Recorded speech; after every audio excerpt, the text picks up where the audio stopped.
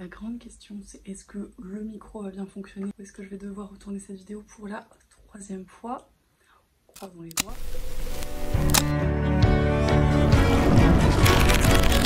Bien, bonjour, j'espère que vous allez bien. Après quelques jours d'absence pour des raisons techniques et autres absolument indépendantes de ma volonté et notamment un micro qui a fait des siennes, je vous retrouve pour la deuxième fois pour moi parce que je refilme cette vidéo pour la traditionnelle vidéo de début de mois qui est du coup un tout petit peu en retard, les achats livresques du mois précédent et donc du mois de juin. En l'occurrence, je vais m'efforcer de ne pas oublier ce que je vous ai dit précédemment. J'ai changé de plan parce que il fait bien trop chaud et j'essaye de ne pas dégouliner avant la fin de cette vidéo. Je vais probablement tricher un petit peu.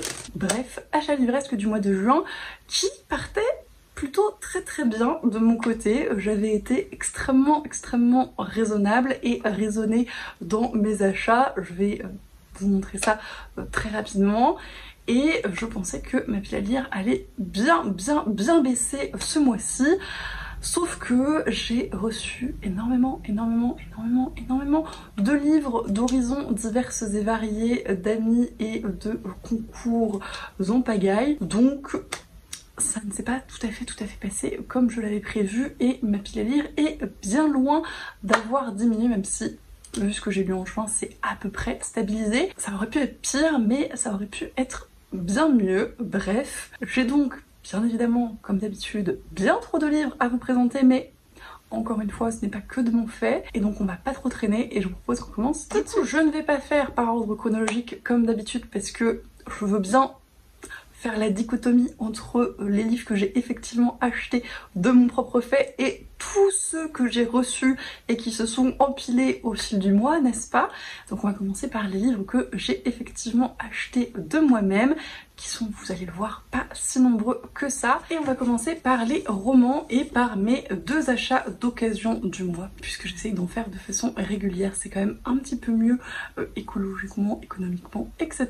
Le premier n'est autre que l'Explora-Livre VO, et c'est donc The Very Secret Society of Irregular Witches de Sangu Mandana, que j'ai ici aux éditions Berkeley dans la version paperback, que j'apprécie plutôt pas mal. J'aime bien cette couverture, je la trouve assez mignonne, qui est ma lecture en cours. Il me reste une grosse centaine de pages et il va falloir que je me bouge un petit peu les fesses puisque je vous filme cette vidéo vendredi 7 juillet et demain, donc aujourd'hui au moment où vous verrez cette vidéo, c'est le live Explora-Livre sur la chaîne de Juliette où on est censé en parler avec Juliette et Lucie.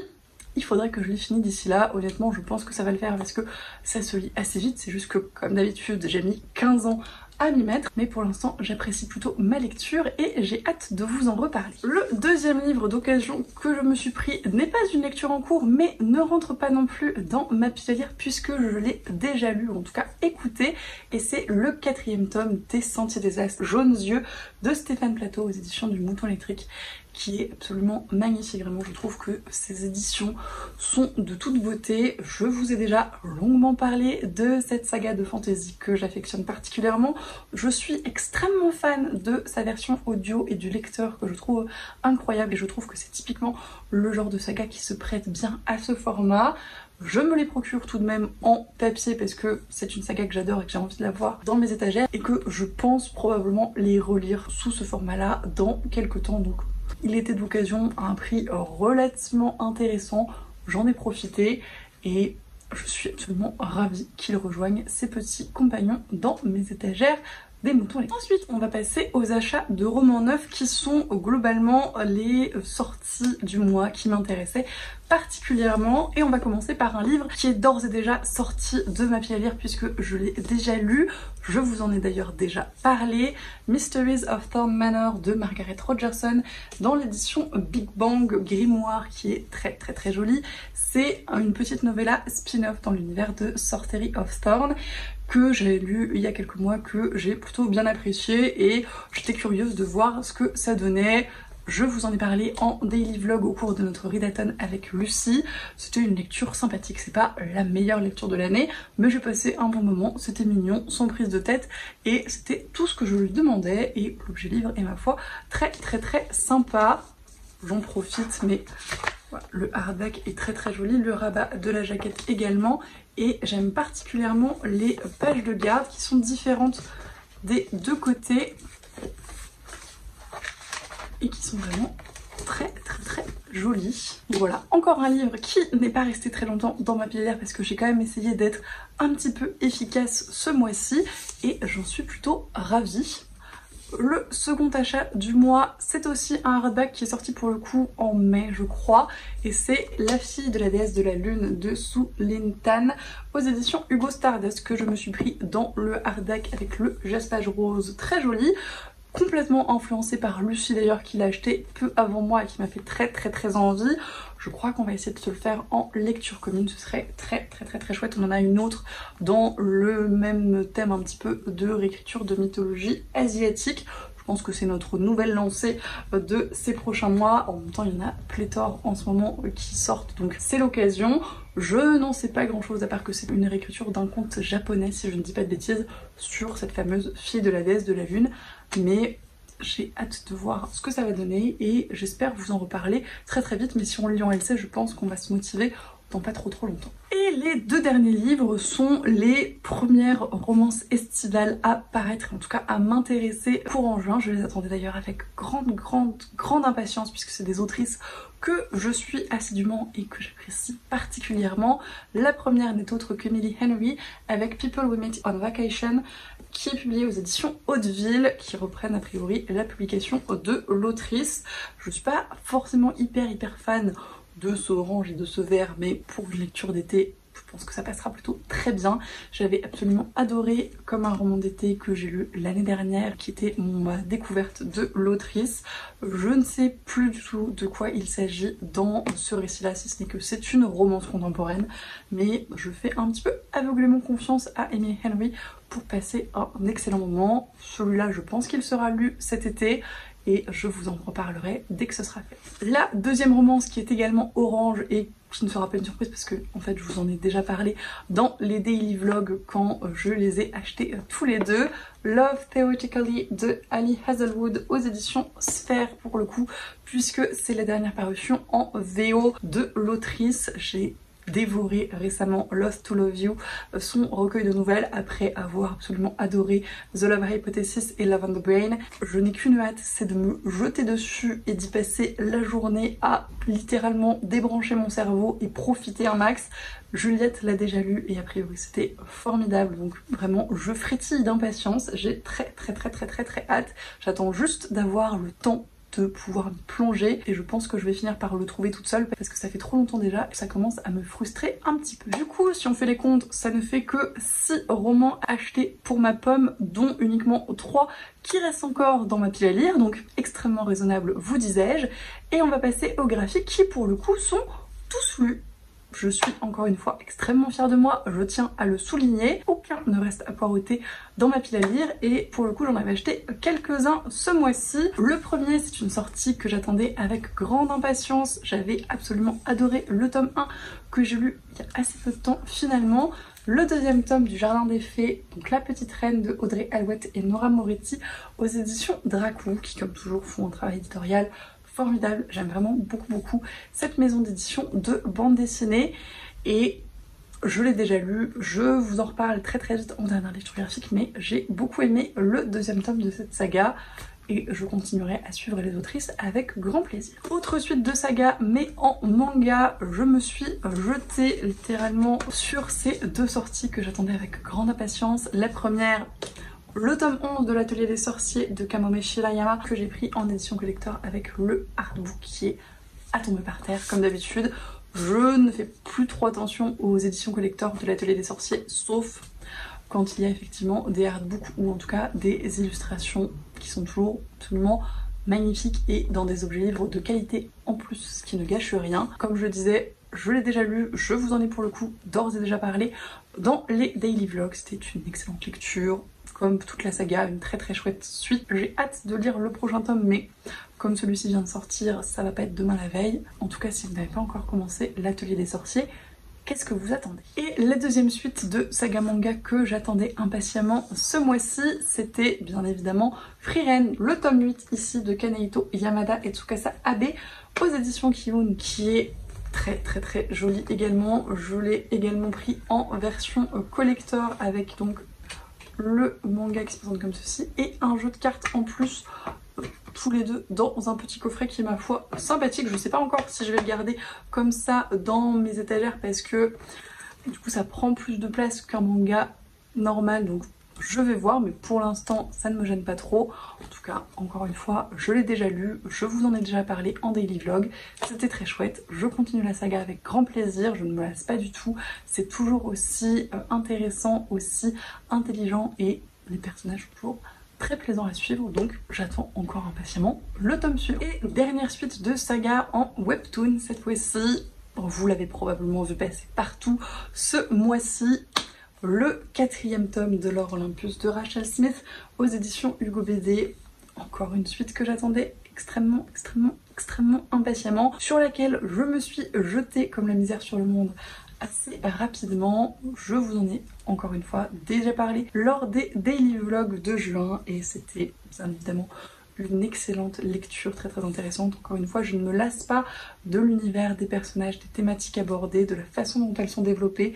C'est extrêmement plaisant à lire. Alors c'est vite dit parce qu'il y a des passages qui ne sont pas tant que ça, mais c'est vraiment des lectures que j'apprécie particulièrement. J'aime beaucoup le style et l'univers graphique, en plus ce qui ne gâche rien. Il va encore falloir patienter pour le tome 5 qui je crois est prévu pour automne 2023, mais je suis ravie d'avoir acheté et lu celui-là. Et les 3 derniers graphiques que j'ai achetés et lus dans la foulée ce mois-ci étaient les graphiques que j'avais choisis pour le défi lecture de Lucie qui m'avait proposé de lire des livres à propos de la musique qui n'étaient pas des romans, donc soit des nouvelles, soit des essais, soit des graphiques. J'ai choisi les graphiques parce que c'est ce qui m'inspirait le plus et je m'étais procuré pour l'occasion 47 cordes de Timothée Le Boucher, la première partie aux éditions Glénat, qui a été une lecture assez incroyable, qui avec le recul est un très chouette coup de cœur. J'en avais parlé un petit peu à chaud dans le vlog des lectures, mais vraiment c'est une lecture assez édifiante qui, même si elle est malaisante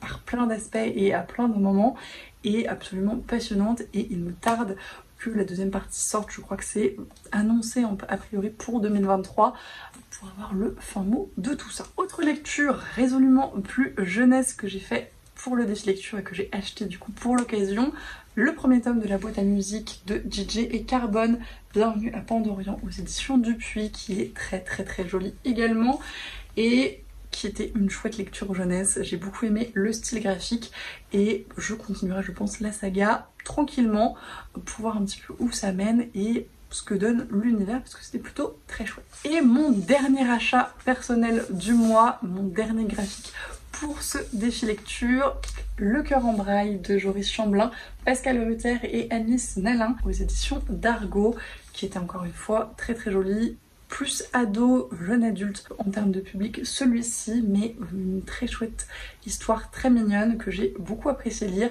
que j'avais vu passer sur quelques comptes, notamment celui de Kim du compte Instagram Everbookie, qui m'avait bien intriguée et aiguillée pour ce défi lecture, donc j'étais très contente de la découvrir pour l'occasion et je suivrai je pense les auteurs de Side BD parce que j'ai beaucoup apprécié les dessins. Mais donc tout pour mes achats personnels du mois, vous l'avez vu, ça a été plutôt raisonnable en soi. J'ai acheté peu de romans, j'en ai peu encore à lire et en graphique j'en ai acheté un peu plus mais il y avait le défi lecture et je les ai tous lus, sauf que bien évidemment comme je le disais ça n'a pas été si simple que ça et j'ai reçu énormément de choses ce mois-ci. J'en profite bien évidemment pour remercier toutes les personnes qui ont pris le temps, l'énergie, l'argent pour m'envoyer des livres, m'offrir des choses ou vous verrez en fonction des occasions, mais en tout cas m'envoyer tout ça ce mois-ci, c'était extrêmement gentil et ça me touche bien évidemment énormément, j'en suis extrêmement reconnaissante, même si ma palle déborde, c'est avec grand plaisir.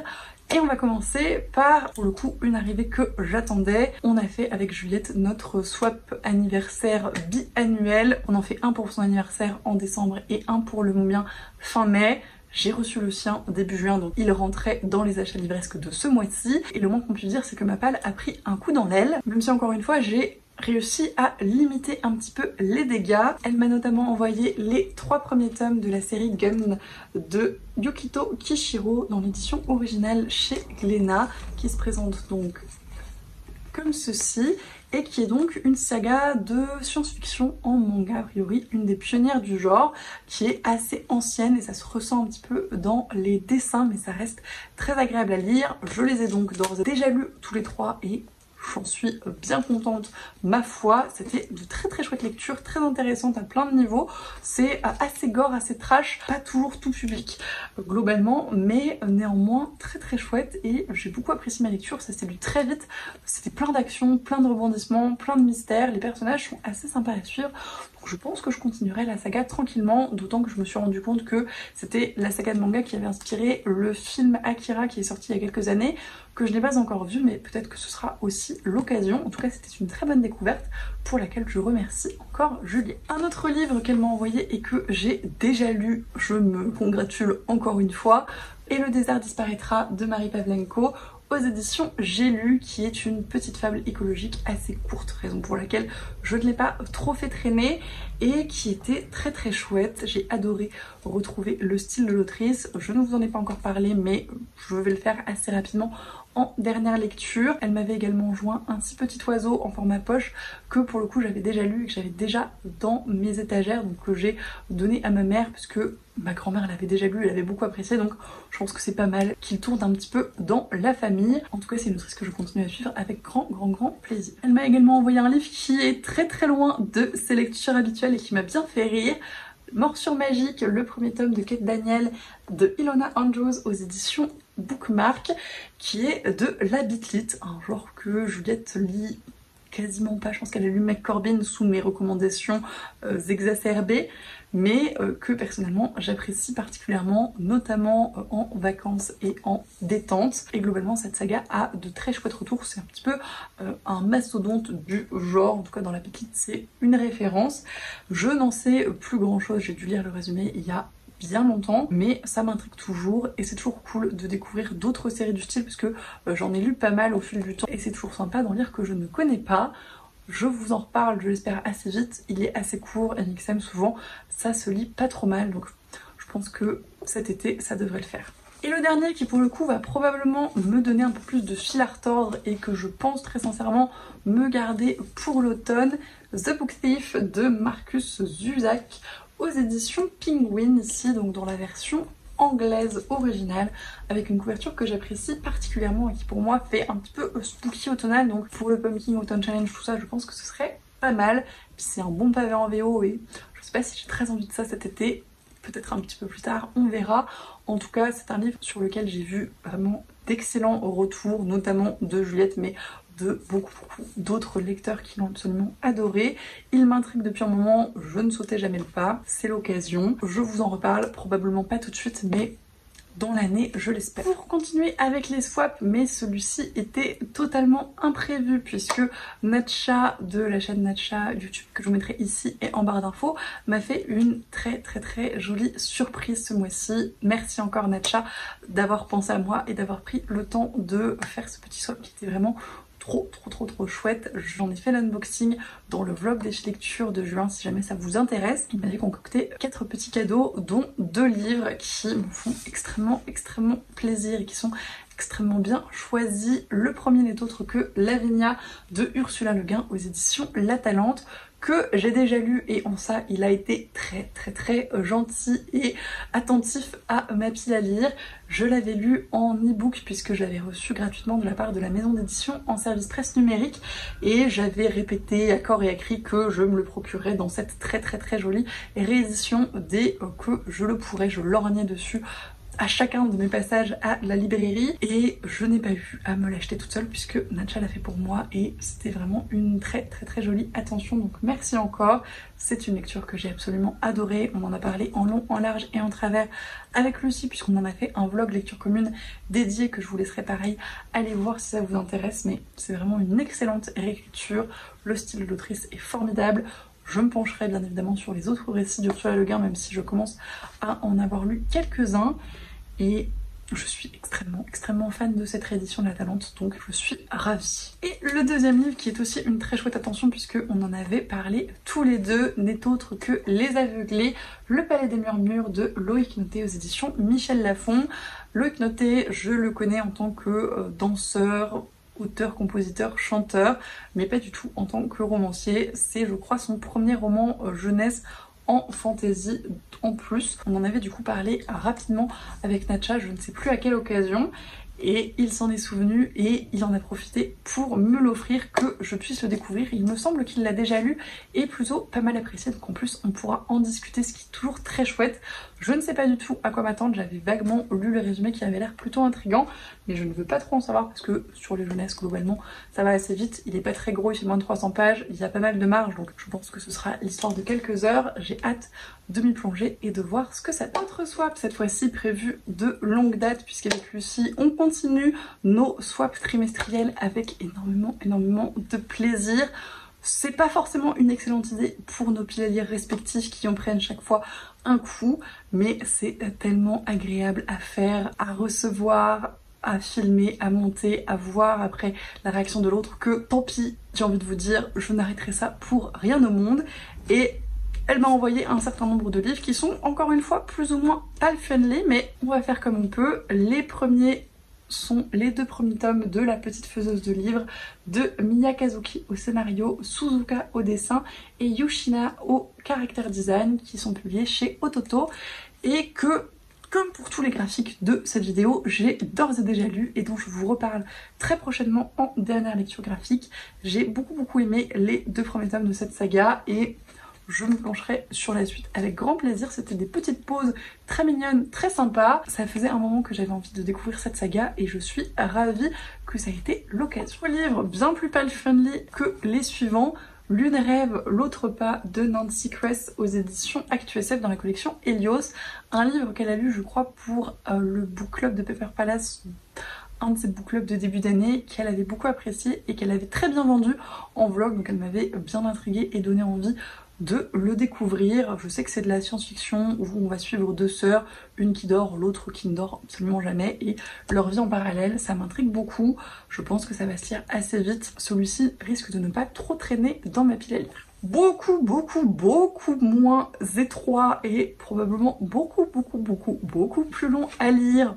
Le premier tome de Skyward vers les étoiles de Brandon Sanderson aux éditions ActuSF Orbit, qui est donc le premier tome de sa saga de science-fiction, qui a priori n'est pas dans le Cosmere, si j'en crois Juliette qui est ma référence en la matière, qui m'intrigue beaucoup, me fait très envie, qui est dans mes 12 livres à lire cette année, sur lequel je suis bien à la bourre d'ailleurs. Il va falloir que je passe la seconde pour la deuxième moitié de 2023, qu'il va falloir que je prenne le temps de lire en plus, mais qui a l'air vraiment très cool. Tous les retours que j'ai vus sont extrêmement positifs, mais en même temps c'est du Brandon Sanderson, j'ai envie de vous dire, j'ai hâte de le lire, faut juste que j'arrive à le manager dans mon emploi du temps. Un autre livre que Lucie m'a donné très envie de découvrir, qui est d'ailleurs dans ses meilleures lectures de ce début d'année, L'été où tout a fondu de Tiffany McDaniel aux éditions Galminster, qui est en plus absolument magnifique. Je suis très fan de cette couverture et de ses couleurs.